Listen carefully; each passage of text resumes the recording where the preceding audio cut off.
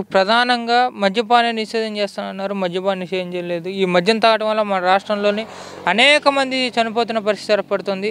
Only ఏడాదికి వచ్చేసరికి 30 నుంచి 40 వేల కోట్లు ఓన్లీ మద్యం వల్ల వెళ్తుంది అంటున్నారు. దాని మీద మీరేమంటారు?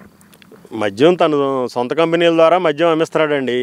అది నాసిరకం బ్రాండ్ అమ్ముతున్నారు.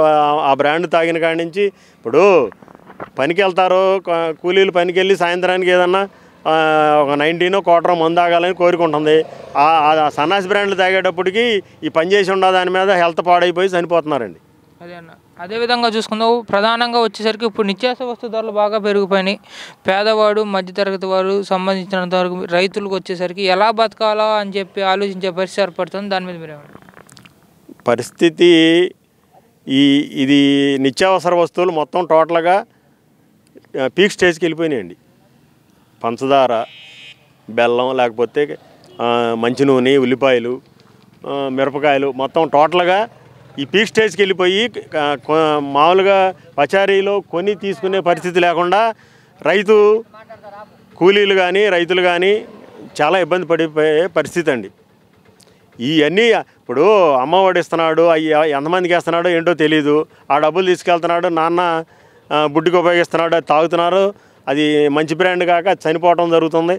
ఇవన్నీ తను చేసే పనులన్నీ అస్తవ్యస్తంగా ఉన్నాయండి. గవర్నమెంట్ చూసుకుంటే ప్రధానంగా కార్పొరేషన్లు ఉండేవన్న బీసీ, ఎస్సీ, ఎస్టీ, మైనార్టీ ఇలా వరుసగా ప్రతి కార్పొరేషన్లు ఉండేవి. ప్రతి కార్పొరేషన్ సంబంధించినంత వరకు చంద్రబాబు గారి హయాంలో అభివృద్ధి పదంలో నడిచిందని చెప్పుకోవచ్చు. కార్పొరేషన్ సంబంధించినంత నిధులు ఉండేవి. ఆ నిధులకు సంబంధించినంత వరకు ఏ కార్పొరేషన్ కావాల్సినటువంటి ఈ నిధులు కావాల్సినటువంటి సబ్సిడీ లోన్లు కానివ్వండి అవన్నీ ఇచ్చేవారు. జగన్ గారు ఏమొచ్చినాక అసలు పేరుకే కార్పొరేషన్ అంటున్నారు. దాని మీద మీరేమంటారు? ఊరికే ఒత్తిడి కార్పొరేషన్లు పెట్టారండి. పంచాయతీ ప్రెసిడెంట్లను ఎన్నుకున్నారు. పంచాయతీలో రూపాయి కూడా లేకుండా మొత్తం అంతా డబ్బులు లాగేసేసి పంచాయతీలోనే డబ్బులు లేకుండా ఉంటే కార్పొరేషన్లు పెట్టి కార్పొరేషన్లో ఊరికే కుర్చీ ఇచ్చారు అంతే. ఆ కార్పొరేషన్లు ఏమున్నాయి? కాపు కార్పొరేషన్ అన్నారు, బీసీ కార్పొరేషన్లు అన్నారు, ఎస్సీ కార్పొరేషన్లు అన్నారు, ఎస్టీ కార్పొరేషన్లు అన్నారు. ఏ కార్పొరేషన్లో కూడా డబ్బు లేదు.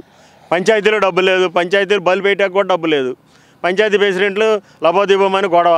వాళ్ళు ప్రెసిడెంట్గా ఉన్నారు కానీ ఊరికే ఉత్సవ విగ్రహాల్లాగా ఉన్నట్టుగా ఉంది వ్యవస్థ.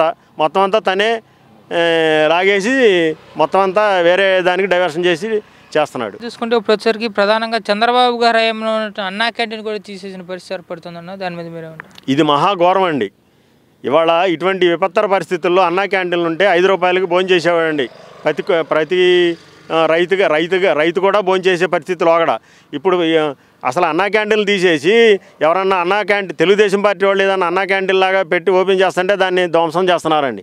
అన్నా క్యాంటీన్లు లేకపోవడం వలన నిరుపేద కుటుంబాలు చాలా రోడ్డున పడిపోయి ఉన్నాయండి. అదేవిధంగా చూద్దాం, ఇప్పుడు వచ్చేసరికి ప్రధానంగా చూసుకుంటే 3 రాజధానులు అన్నారు. ఒక రాజధాని కూడా డెవలప్ చేయని పరిస్థితి ఏర్పడుతుంది. దాని మీద మీరేమంటారు? ఇప్పుడు అమ్మకి కూడెట్టలేనాడు, పిన్నమ్మకి ఏదో ఒక చీర ఏదో పెడతానంట. అలాగూ ఒక రాజధాని డెవలప్ చేయలేనాడు 3 రాజధానులు ఏం చేస్తాడండి? 3 రాజధానులు అంటే ఇది డ్రామా అండి.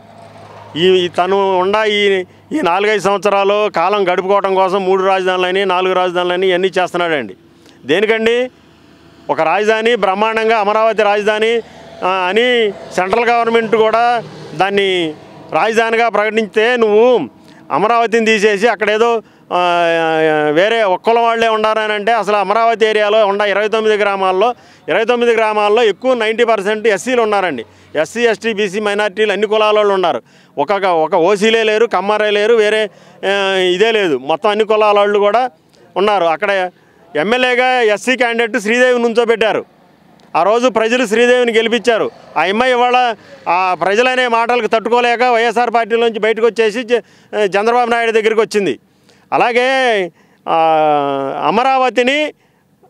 అమరావతిలో రోడ్లు, భవనాలు ఇవాళ వెళ్తే ఎలా ఉండేవి చూడండి. చంద్రబాబు నాయుడు ఉండగా నిత్య కళ్యాణం పచ్చతోరణంగా ఉండే అమరావతి ఇవాళ రోడ్లు మట్టి కూడా తోలుకెళ్ళిపోతున్నారండి. అదేవిధంగా చూసుకుంటే ఇప్పుడు వచ్చేసరికి ప్రధానంగా తెలంగాణ ఎలక్షన్ అప్పుడు నాగార్జున సాగర్ సంబంధించినంత వరకు డ్యాములు ఓపెన్ చేయడం జరిగింది. ఒక 100 మంది పోలీసులను తీసుకెళ్ళి అక్కడ నాగార్జున సాగర్ ప్రాజెక్ట్ డ్యాములు ఓపెన్ చేయడం జరిగింది. దీని మీద మీరేమంటారు? అసలు నాగార్జున సాగర్ ఓపెన్ చేసే దాంట్లో అక్కడ ఆ రోజు ఎలక్షన్ జరిగే టైంలో జగన్మోహన్ రెడ్డి డ్రామాలు ఆడాడండి. ఆ డ్రామాని అక్కడ ప్రజలు గమనించి ఎవరిని గెలిపించాలో వాళ్ళని గెలిపించారో అవన్నీ మూసుకుని బయటకు వచ్చేసాడండి. అదేవిధంగా చూసుకుంటే ఇప్పుడు వచ్చేసరికి ప్రధానంగా ఏపీ ప్రజలు కూడా రేవంత్ రెడ్డి గెలవాలని చెప్పి ఎందుకు కోరుకున్నారు, కేసీఆర్ ఎందుకు వద్దు అనుకుంటున్నారని మీ అభిప్రాయం? కేసీఆర్ 10 సంవత్సరాలు కుటుంబ పరిపాలన చేశాడండి. కుటుంబ పరిపాలన చేసి అక్కడ దొరల్లాగా బిహేవ్ చేసి నిరుపేదల్ని పట్టించుకోవటం మానేసేసి తను ఉన్న దాంట్లో ఈ జగన్మోహన్ రెడ్డి లాగా ఇద్దరు స్నేహితులు కదా, వాళ్ళిద్దరూ అతను అక్కడ ఆ స్టేట్ని కేసీఆర్ దోసేసాడు, ఈ స్టేట్ని జగన్మోహన్ రెడ్డి చేశారు. ఇద్దరు ప్రజలు దోసేసుకుని నాశనం చేశారు. కాబట్టి వాళ్ళు మళ్ళీ